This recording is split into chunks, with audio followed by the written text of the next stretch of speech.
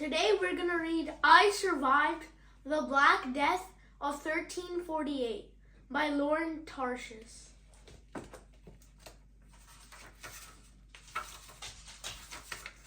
I'm dying.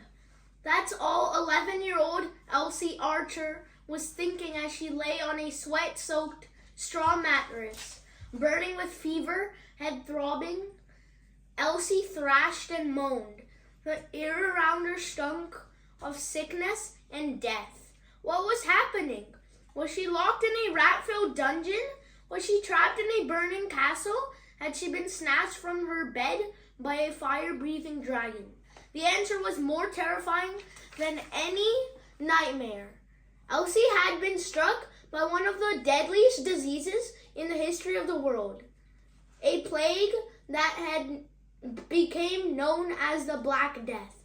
Already, it had killed millions in China and India, in cities all around the Black Sea. From there, it spread to Italy and France, and now it was sweeping across England, where Elsie lived. The disease was like spread by infected fleas. They'd bite into the flesh of rats and suck their blood. When the rats died, the fleas would feed on humans instead. But this was not known in the 1300s, when Elsie lived. Even the smartest people didn't understand why people got sick. Was it from some kind of curse, a punishment from the heavens? Had an earthquake leaked poisonous air from deep underground? Elsie was living in a time before vaccines, before doctors knew about germs. All she knew was for sure was something that's terrible was happening. Lying in the darkness, she felt like an evil creature was living inside her body. It was chewing on her bones, crushing her lungs, pounding on her skull. She cried out for Papa, her granny, for her best friend Humphrey. Were they sick too? But she could barely speak or breathe. It seemed impossible that she would come over this alive. And if she did, she had no idea what in her world or who would be left. Chapter 2. About 3 weeks earlier, fall 1348. Late morning, a forest outside the village of Bramley, England. Achoo! Humphrey sneezed, blasted through the forest. God bless you, Elsie said. Saying God bless you chased away evil spirits.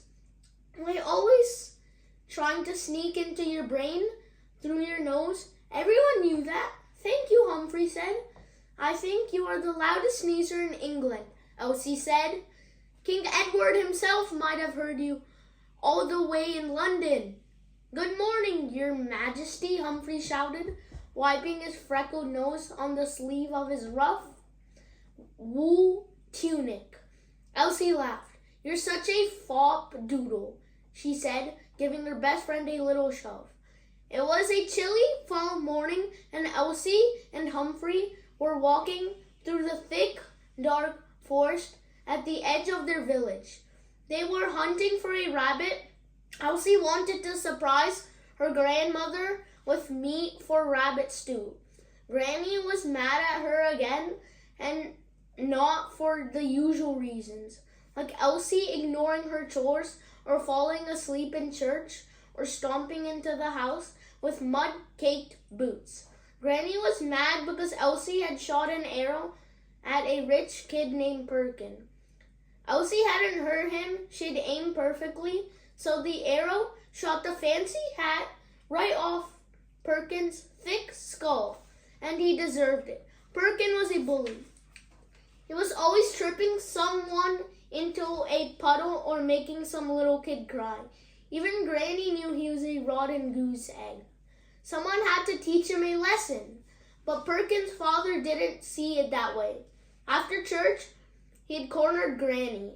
The girl is wild, he'd shouted. She needs to be locked up. A few weeks in a dungeon. will teach her how to behave. Would Granny really send her to a dungeon? Elsie didn't think so, but Elsie still needed to make it up to Granny.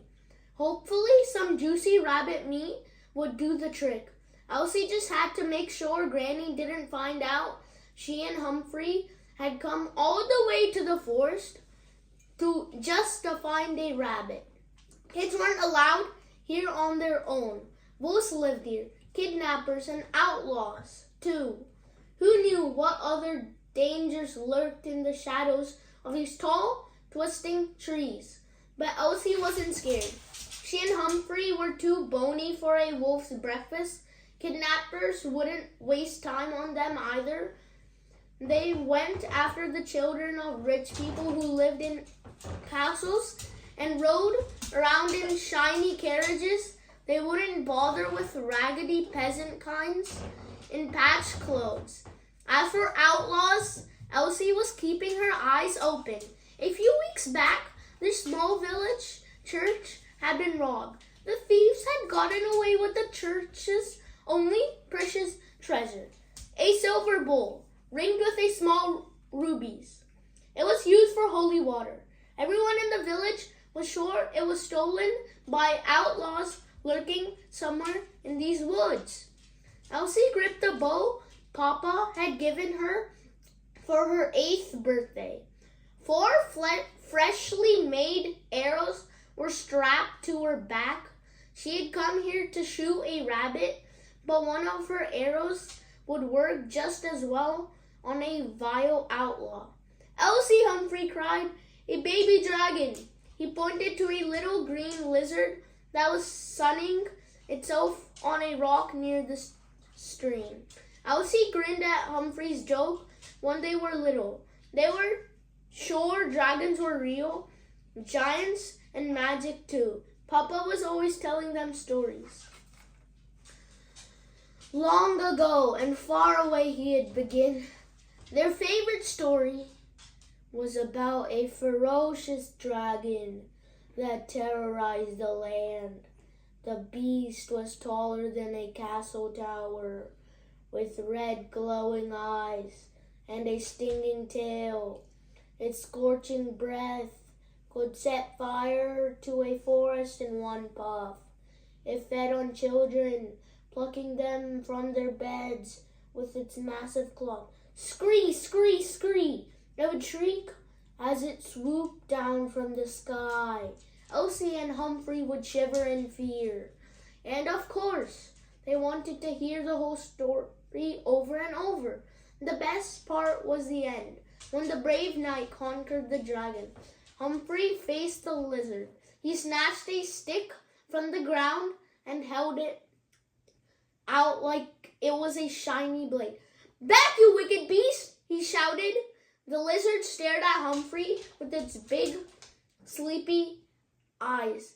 It flicked its tongue. Come and get me, it seemed to say. Humphrey let out another one of his thunder sneezes. Ah, ah, ah, ah, ah, choo! The lizard skittered away. You did it, Humphrey, Elsie laughed. Ah, ah, ah, ah, ah, ah, choo! Yikes! Humphrey turned to Elsie. His eyes were filled with fear. What's wrong, Elsie said, glancing around, half wondering if there really was a dragon or a wolf about to attack them. Elsie, he said quietly, dropping his fake sword. What if I have it? Have what? Elsie asked. The plague. Okay, bye. See you next time.